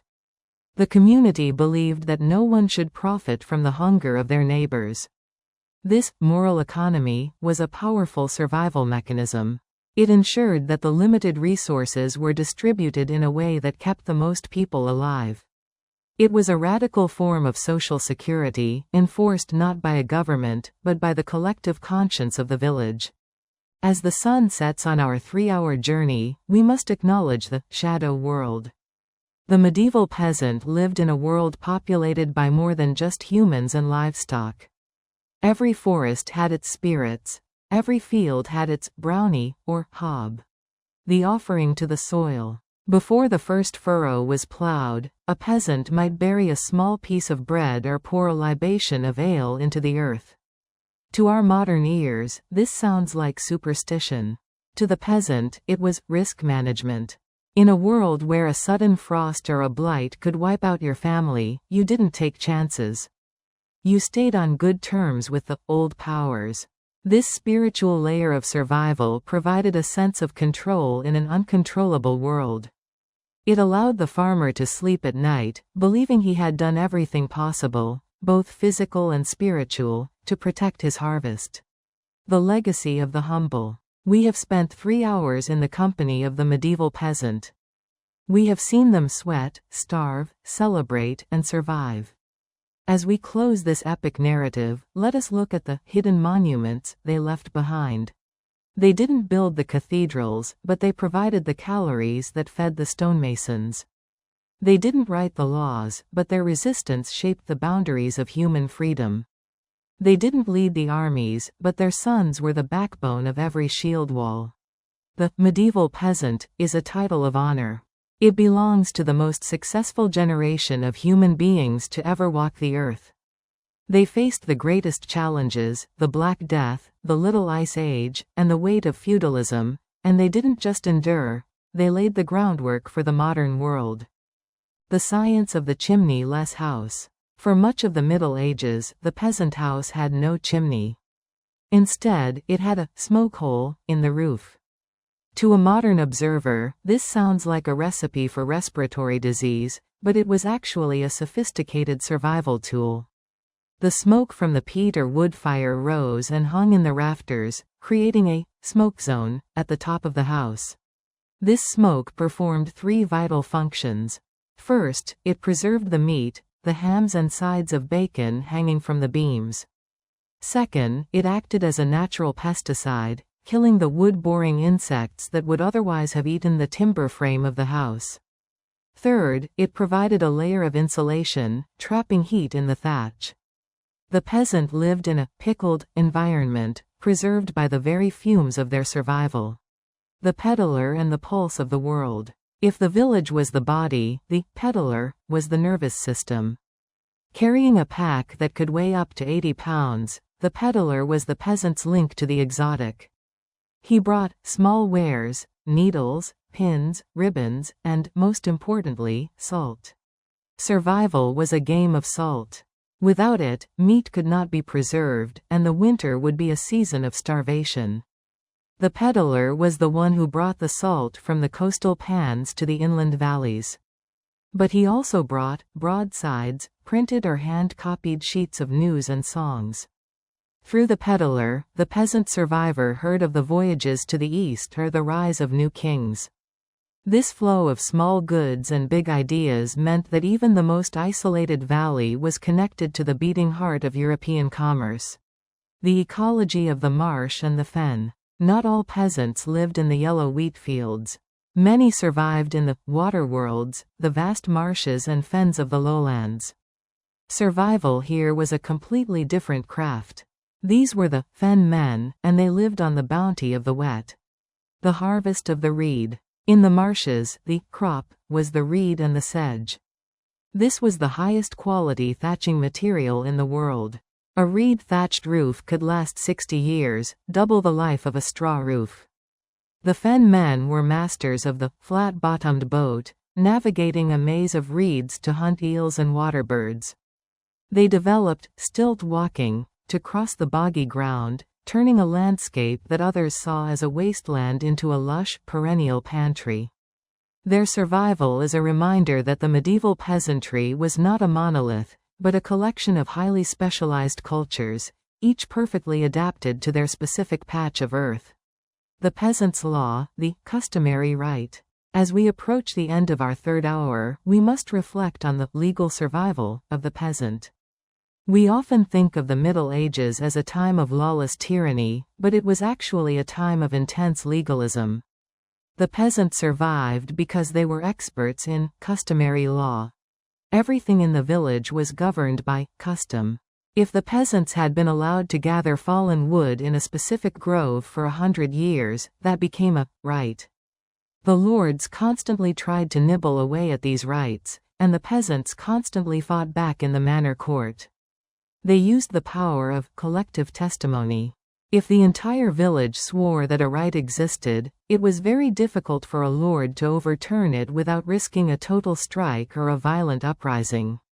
This legal resistance was the shield that protected the peasants' way of life for centuries. The final midnight, the turning of the great wheel. And so, we come to the end. We have seen the peasant through the cycle of the day, the cycle of the year, and the cycle of 5 centuries. We have seen that they were not the miserable masses, but the master builders of our world. They survived because they were flexible. They survived because they were communal. They survived because they had a bone-deep connection to the land that we are only now, in our age of ecological crisis, beginning to yearn for again. The story of the medieval peasant is a story of slow victory. It is the victory of the plough over the sword, the pottage pot over the famine, and the village over the manor. As the audio fades to silence, let the image of the open field remain in your mind, a landscape of strips, worked by hands that knew the value of a single grain of wheat. The taft and croft system. Each house sat upon a taft, the footprint of the building, and was surrounded by a croft, a small, enclosed plot of land. While the great open fields provided the bulk grain for taxes and trade, the croft was the individual lifeboat. In this small garden, the peasant family grew their high-value crops: hemp for rope, flax for linen, and potherbs for medicine. This dual-layered agricultural system, collective in the fields and individual in the croft, provided a redundant safety net. If a blight hit the communal wheat, the family might still survive on the beans and kale from their private garden. Survival in a world of scarcity required a total absence of waste. The medieval peasant was, by necessity, the world's most efficient recycler. We see this most clearly in their management of nutrient cycles. They understood that the fertility of the soil was a bank account. You could not keep withdrawing without making deposits. Every scrap of organic matter, from the floor rushes to the kitchen scraps and the night soil, was collected and mucked back into the fields. They even used the soot from their chimneys as a fertilizer, realizing its high carbon and mineral content benefited certain crops. This biodynamic survival meant that some medieval fields remained fertile for over 500 years without a single day of rest, a feat of sustainable engineering that modern industrial farming struggles to match. As our journey nears its final conclusion, we must look at the parish as a political entity. For the survivor, the parish vestry was the closest thing they had to a local government. Here, the hale and hearty of the village, the elders and the successful tenants, met to decide on the bylaws. They decided when the cattle could be turned into the stubble fields, who would maintain the village well, and how much would be collected for the poor box to support the widows and orphans. This was grassroots democracy in its rawest form. It gave the peasant a sense of ownership over their destiny. Survival was not just about following the Lord's orders, it was about participating in the self-regulation of the community. We have traveled through plague, famine, and the crushing weight of the feudal system. We have seen how the peasant used the scythe, the spirit, and the social bond to defy the odds. As the final minutes of this 3-hour epic tick away, we are left with one enduring image: the peasant standing in the furrow, looking toward the horizon. They did not know they were medieval. They did not know they were living in the Dark Ages. They simply knew that the sun had risen, the soil was ready, and their children were hungry. That simple, relentless drive to provide is the heartbeat of human history. In the final stretch of our investigation into survival, we must look at the most precious resource of all: water. While a lord might drink wine or cider, the fundamental survival of the village depended on the common well. Digging a well was a feat of high-risk engineering. It required a dowser to find the vein and a team of well sinkers to descend into the dark, oxygen-poor earth. The well was lined with dry stone, walling, stones fitted together without mortar so that water could seep through the cracks while the earth remained held back. Survival meant protecting this source. To poison a well was the ultimate war crime of the Middle Ages, but natural contamination was a constant threat. Peasants learned to smell the sweetness of the water and to plant specific trees, like willow, nearby to help filter the surrounding ground. The wellhead became the village's primary social landmark, the place where information flowed as freely as the water. The physics of the heavy plow. To understand why the peasant was so physically powerful, we must look at the machine they operated for weeks on end, the carraca, or the heavy moldboard plow. Unlike the simple, scratch plow of the ancient world, the carraca was a heavy, wheeled beast made of oak and tipped with iron. It didn't just scratch the surface, it turned the soil over, burying weeds and bringing fresh nutrients to the top. This required an immense amount of force. The plowman had to lean his entire body weight into the handles to keep the blade at the right depth while the team of oxen strained against the yoke. This was full-body survival. The constant vibration of the plow against the earth and the resistance of the heavy clay soil built a skeleton of iron. When we look at the strength of the medieval peasant, we are looking at the result of a life spent in a physical dialogue with the weight of the world. We cannot talk about the village without talking about the presbyter, the parish priest. He was the only man in the village who could theoretically read, and he was the bridge between the peasant's mud and the Lord's majesty. But the village priest was rarely a wealthy man of the church hierarchy. Often, he was just a poor parson, living in a small cottage and farming his own glebe strips alongside the peasants. He was the spiritual survivor. He held the community's secrets in the confessional and their history in his memory. He was the one who recorded the births, the marriages, and the deaths, the vital statistics of survival. When a lord was too greedy, it was often the priest who acted as the mediator, using the thread of divine judgment to curb the lord's excess. His presence gave the village a moral structure, a sense that even in the middle of a famine, there was an order to the universe. One of the most fascinating survival tactics of the medieval world was the biphasic sleep. In our modern world, we try to sleep in one 8-hour block, but the medieval peasant lived by a different rhythm. They had a first sleep, beginning shortly after dusk. Then, around midnight, they would wake up. This watch lasted an hour or two. It was a time for quiet reflection, for tending the fire, for prayer, or for intimacy. It was also the time for night crops, checking on the livestock or moving a sick sheep into the warmth of the house. Then, they would return to a second sleep until the dawn. This rhythm was perfectly tuned to the biological needs of a body performing heavy labor. It prevented the burnout of modern life and allowed the peasant to stay mentally sharp in a world that demanded constant vigilance.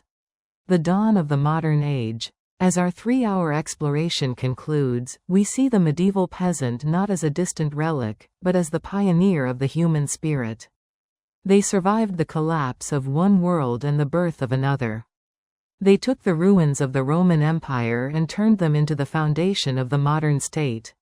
They taught us that survival is not about winning, it is about continuing. It is about the stubborn refusal to let the fire go out. It is about the hand on the plow, the foot on the spade, and the heart in the community. As the audio ends, let the silence be a tribute to the millions of names we will never know, the men and women who stood in these fields, breathed this air, and made our lives possible. Their labor is our world. Their survival is our story.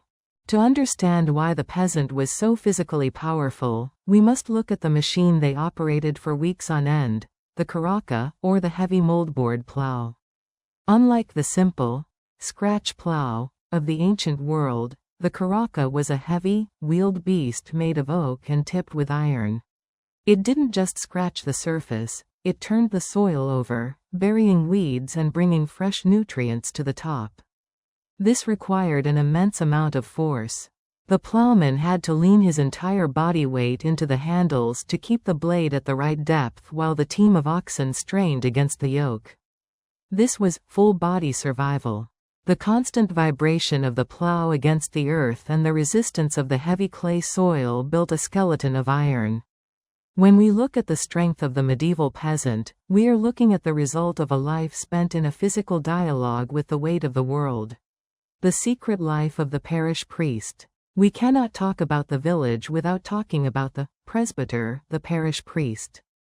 He was the only man in the village who could theoretically read, and he was the bridge between the peasant's mud and the Lord's majesty.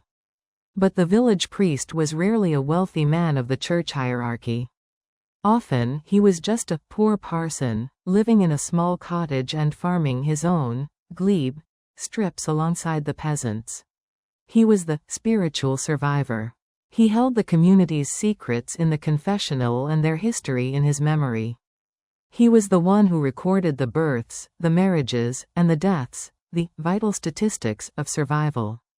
When a lord was too greedy, it was often the priest who acted as the mediator, using the threat of divine judgment to curb the lord's excess.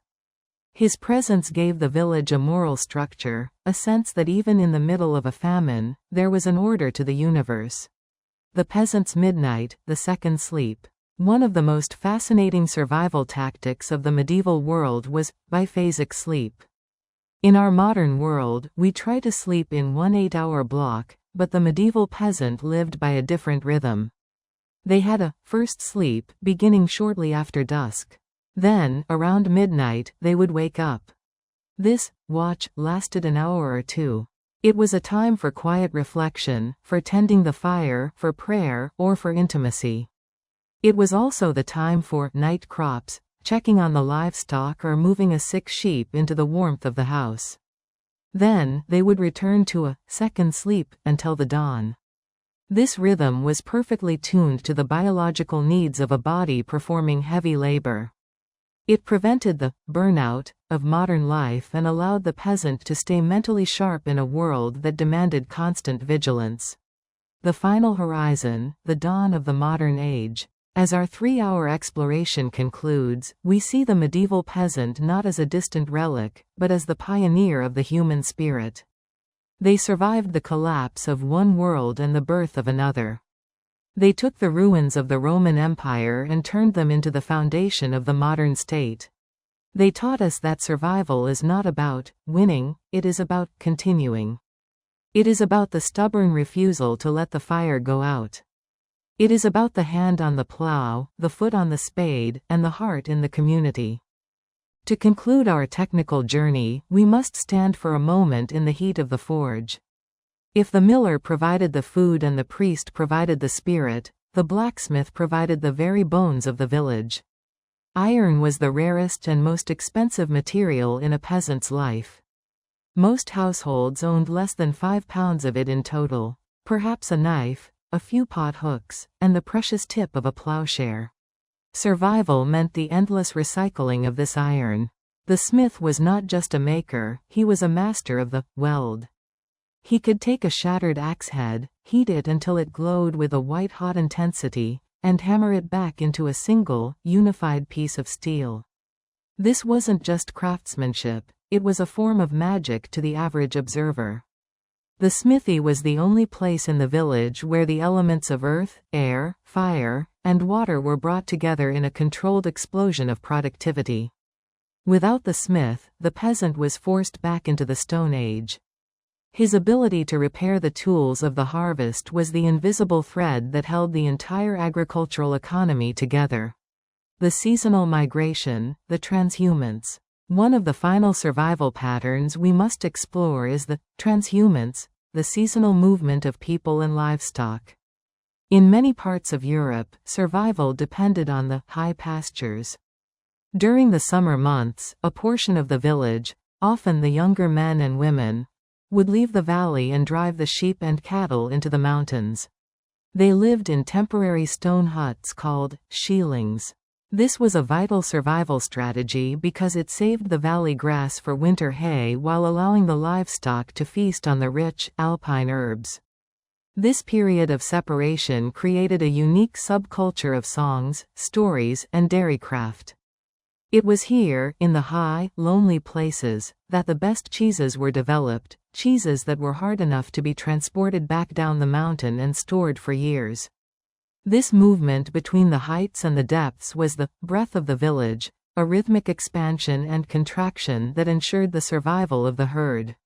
The architecture of the grave, memento mori. In the final minutes of our 3-hour saga, we must look at how the peasant viewed the end of survival. For them, death was not an exit, but a transition. They lived in the constant company of their ancestors. The churchyard was not a distant, sterile place, it was the heart of the village. They practiced ossuaries, or charnel houses.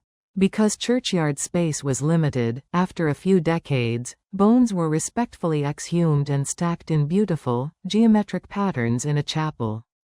The peasant would walk past the bones of their great-grandfather every Sunday.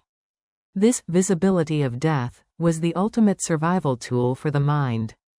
It stripped away the fear of the unknown. It reminded the living that they were merely one link in a chain that stretched back to the beginning of time and would stretch forward to the end. It gave them the long view of history. The legacy of the humble. Our 3 hours are now complete.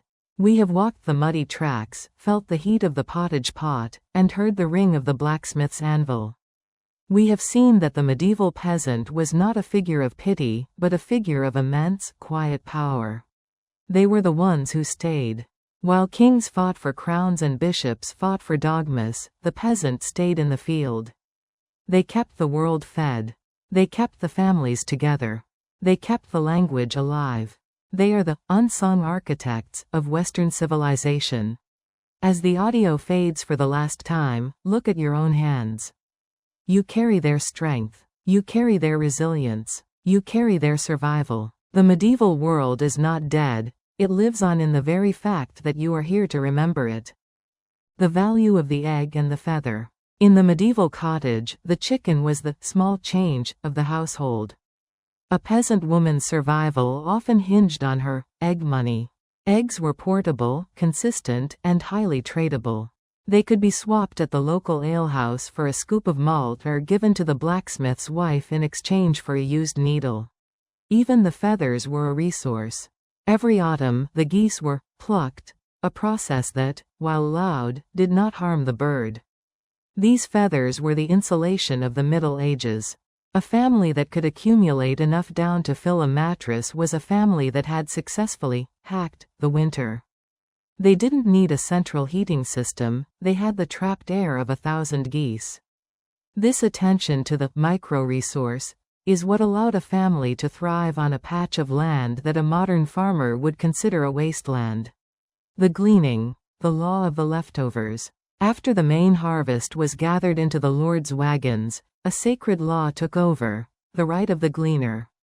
This was a survival mechanism for the elderly, the widowed, and the landless. By ancient custom, once the harvest was finished, the broken ears of grain left on the ground belonged to the poor. A skilled gleaner could gather enough grain in a week to provide bread for a month. It was backbreaking work, crawling through the stubble to pick up individual stalks, but it was the difference between a winter of dignity and a winter of begging. This safety net of the scraps shows that the medieval world was built on a logic of total utilization. Nothing was permitted to return to the earth until it had first been offered to a human stomach. The traveling artisan, the tinker and the cooper.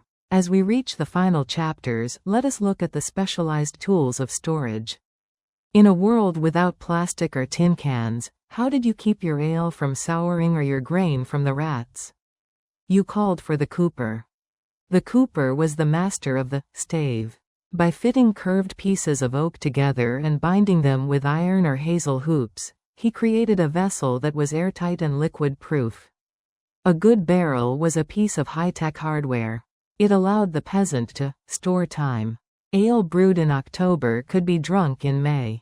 Pork salted in November could be eaten in August.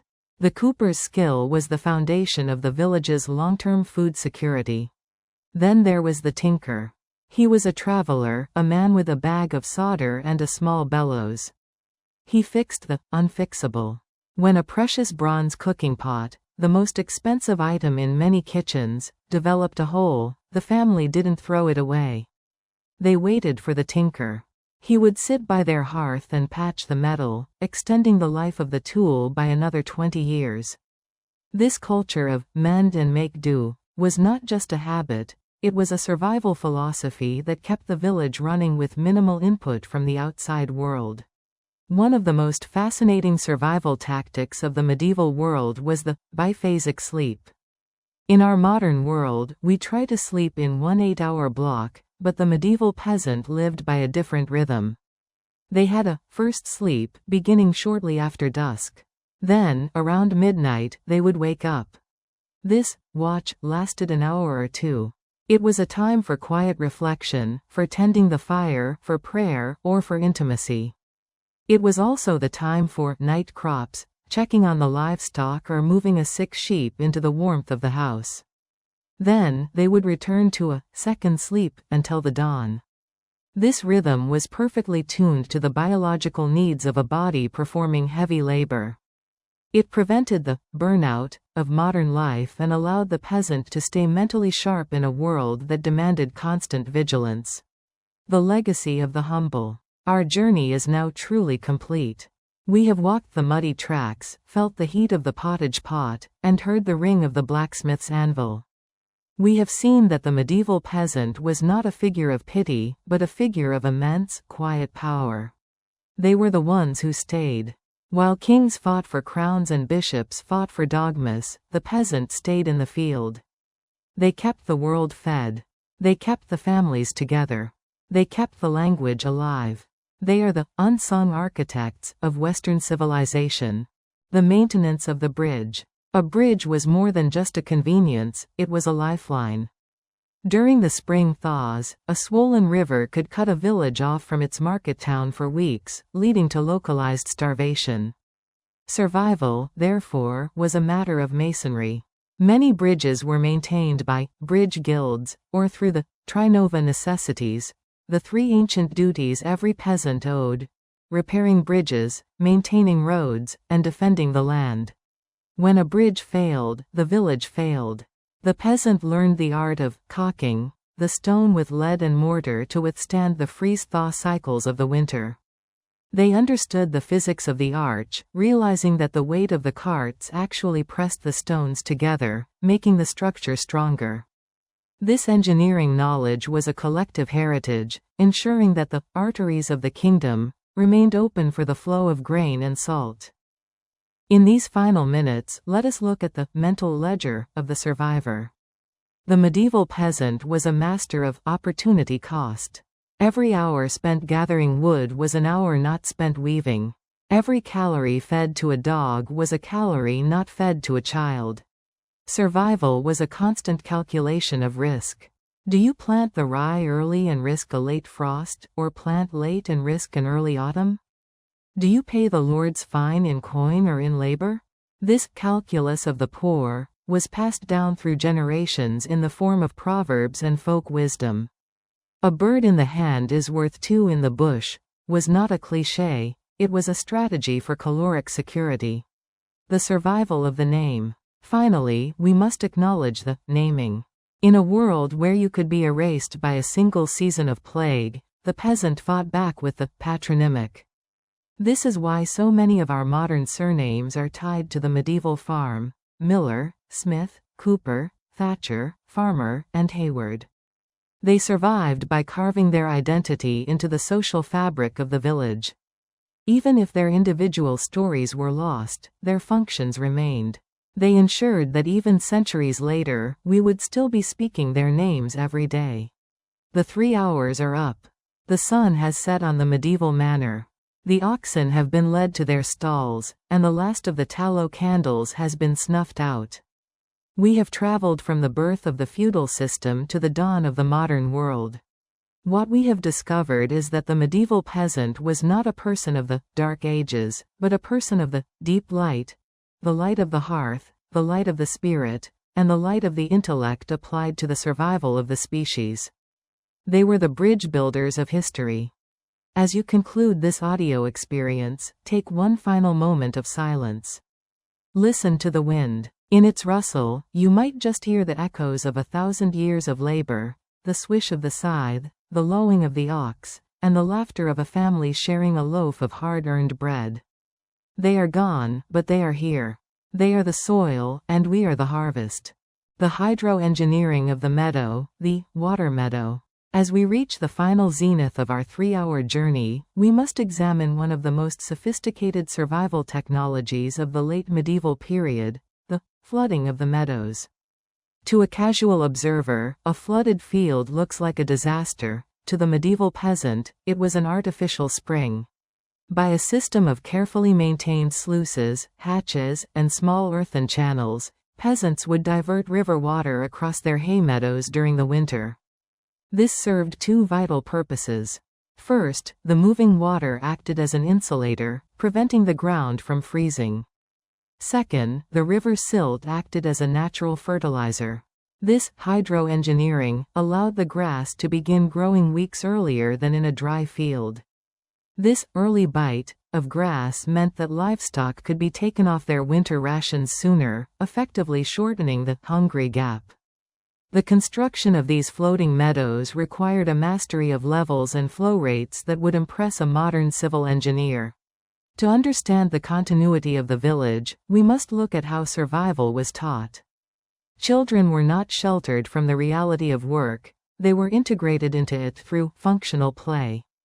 A child's first toy was often a miniature version of a real tool, a small wooden rake, a tiny spinning whorl, or a blunt training sickle.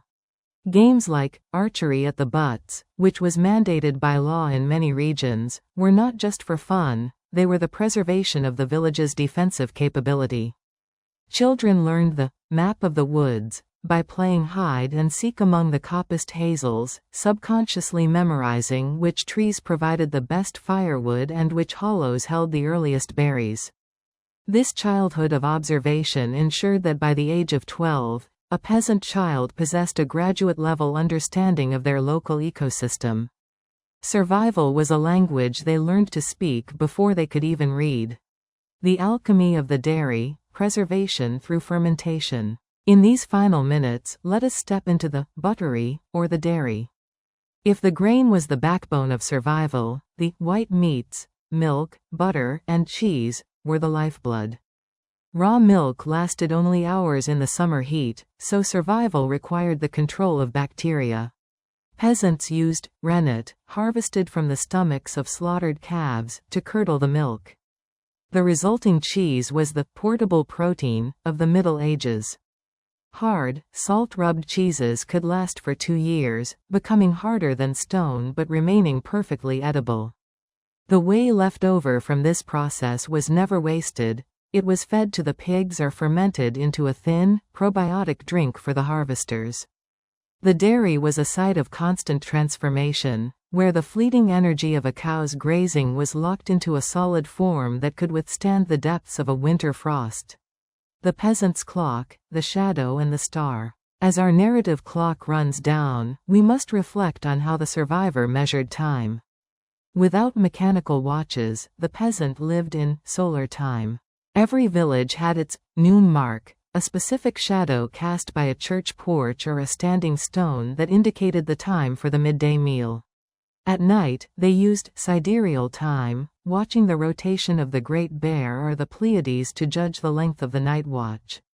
This connection to the celestial rhythm gave the peasant a profound sense of place in the universe. They were not lost in a vacuum, they were synchronized with the gears of the cosmos.